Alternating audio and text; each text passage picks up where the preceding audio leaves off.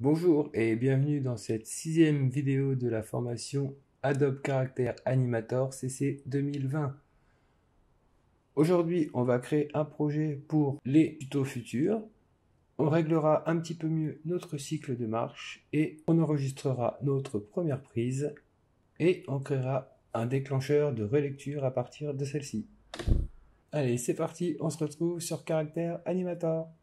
On va ouvrir Character Animator et ce qu'on va faire tout de suite, on va créer un nouveau projet et ça va être le projet pour les tutos à venir. Donc on va commencer à ajouter des déclencheurs, un fond, faire plusieurs marionnettes pour un même projet. Donc moi je vais placer ce nouveau projet sur le bureau et je vais l'appeler Formation Adobe Character Animator. Là, ce qu'on va faire, on va tout de suite importer nos deux Puppet Pizza qu'on a fait, donc la version 1 et la version avec le cycle de marche. On va les sélectionner dans la fenêtre projet, appuyer sur le petit icône de dossier. On va appeler ce dossier Pizza et on va placer nos deux marionnettes de pizza à l'intérieur de ce groupe. Je vais même le renommer et l'appeler Pizza Puppet. Une fois qu'on a fait ça, on va prendre la version 2 de notre puppet et on va l'ajouter à une nouvelle scène. Donc ce qu'on va faire tout de suite, on va régler un petit peu le cycle de marche histoire d'avoir quelque chose d'un peu plus joli. Donc on va aller dans le contrôle de comportement, dans la fenêtre de propriété pour contrôler le compte et aller dépier le comportement de marcher pour pouvoir le contrôler. Donc je pense qu'on va jouer déjà un petit peu avec l'intensité. On va la baisser un tout petit peu. Voilà, déjà c'est mieux. On va voir si en augmentant le degré de pliure des orteils, on arrive à avoir quelque chose d'un peu plus fluide. Donc là je vais toucher un petit peu à tout pour avoir quelque chose de pas mal.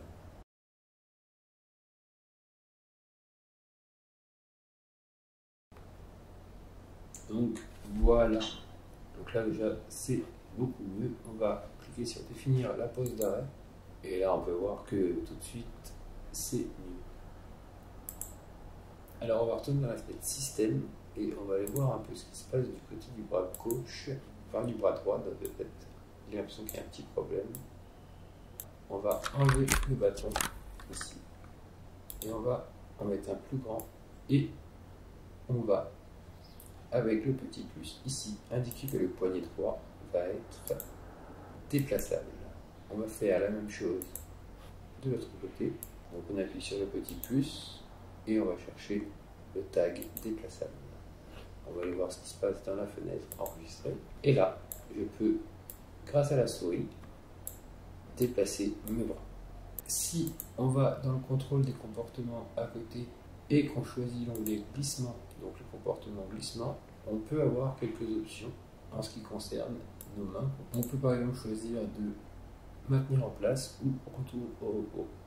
Alors si on fait retour au repos, si je prends ma main et que je fais par exemple coucou, bonjour et que je lâche, voilà, la main revient directement à sa position initiale. On peut choisir aussi le délai avant le retour au repos pour que ça soit plus fluide. Donc, par exemple si j'abuse et que je mets 2 secondes, il va mettre 2 secondes à retourner en place.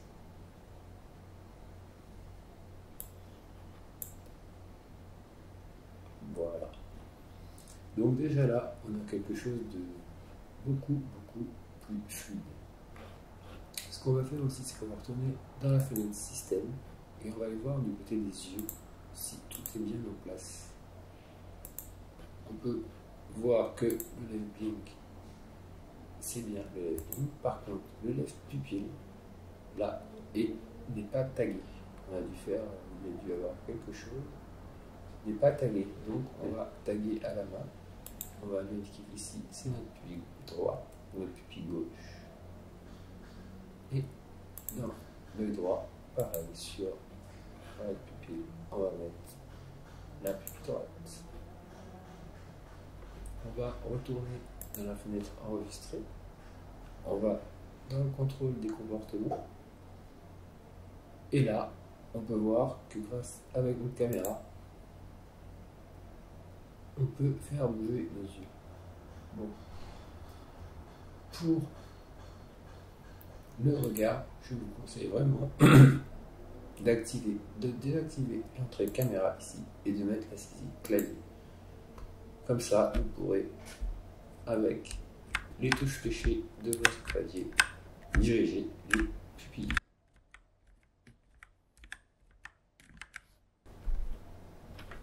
Et après, on peut encore aller faire des réglages ici, donc faire du lissage.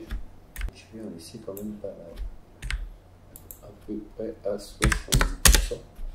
Maintenant qu'on a vu le comportement marcher, on va pouvoir enregistrer notre première scène. Ce qu'on va faire pour ça, on va désarmer l'enregistrement de la synchronisation des lèvres.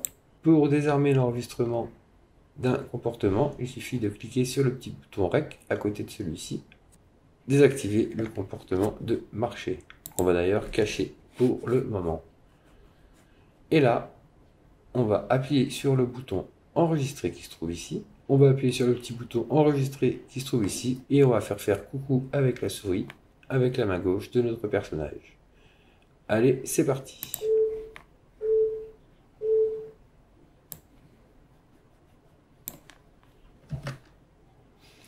Voilà, une fois qu'on a fait ça, pour arrêter l'enregistrement, on a juste à appuyer sur la barre d'espace. On voit qu'un fichier audio s'est créé, on n'en a pas besoin, donc on va tout de suite le supprimer.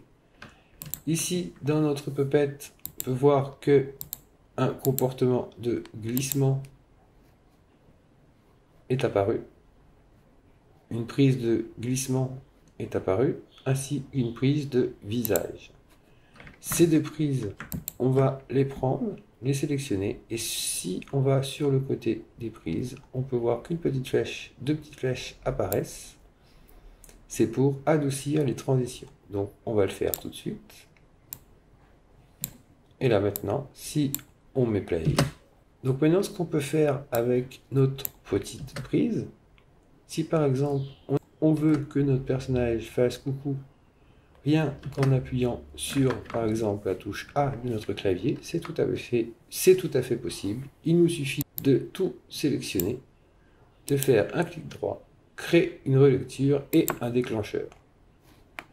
On peut voir qu'ici est apparu dans la fenêtre déclencheur mon déclencheur qui s'est automatiquement nommé du nom des deux comportements. Je vais renommer ça tout de suite et l'appeler coucou. Ici, en cliquant sur le petit carré noir, on va pouvoir lui assigner une touche du clavier ou une touche MIDI si on le souhaite, si on a un clavier. Donc je vais lui mettre la touche A. Et maintenant, si j'appuie sur la touche A, le personnage fait coucou. Maintenant, je peux donc effacer ma prise en sélectionnant tout et en appuyant sur supprimer.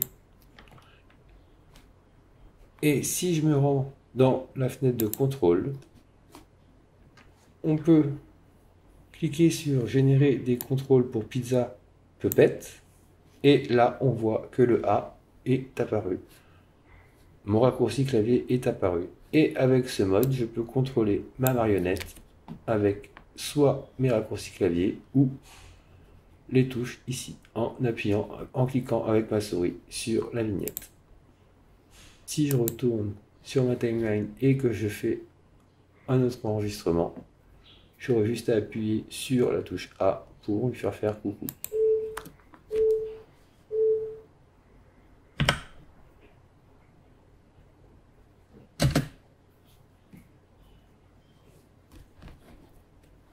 Et on voit que dans ma fenêtre enregistrée, tout est bien apparu. Et voilà, c'est terminé pour cette vidéo. Dans la prochaine, on va aller un peu plus loin dans les déclencheurs et dans les comportements. Alors, on se retrouve dans la prochaine vidéo. N'oublie pas de t'abonner et d'activer la petite cloche pour être au courant des prochaines vidéos. On se retrouve très vite sur Caractère Animator. Ciao!